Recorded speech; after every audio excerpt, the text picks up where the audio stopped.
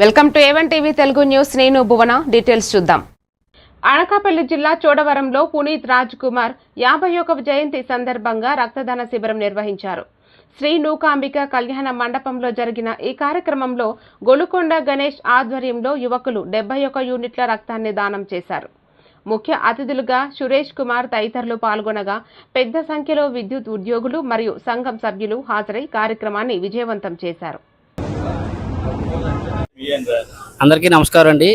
ఈరోజు పునీత్ రాజ్ కుమార్ గారి 51వ జయంతి సందర్భంగా అనకాపల్లి జిల్లా చోడవరం మండలం చోడవరం గ్రామంలో చీడిగాడ్ రోడ్లో ఉన్న శ్రీ నూకాంబిక కళ్యాణ మండపం నందు 5వసారి మేము బ్లడ్ క్యాంపు నిర్వహించడం జరుగుతుందండి. సేవా తపస్వి కన్నడ సూపర్ స్టార్ గారి పేరు మీద మేము ప్రతి సంవత్సరం కూడా ఈ బ్లడ్ బ్యాంకు నిర్వహించడం జరుగుతుంది. చాలామంది యువకులు కూడా వస్తున్నారు. ఫస్ట్ టైం ఇచ్చేవాళ్ళు కూడా బ్లడ్ ఇవ్వడానికి చాలామంది వస్తున్నారు.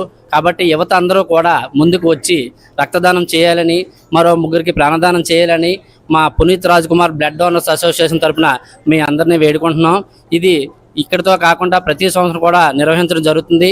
కావున యువకులందరూ కూడా ఇలాంటి కార్యక్రమంలో ఉత్సాహంగా పాల్గొని కొంతమందికి ప్రాణాపాయ స్థితిని కాపాడుతారని మా Puneeth Raj Kumar blood donors association నుంచి మేము మీ అందరినీ కోరుకుంటున్నాం.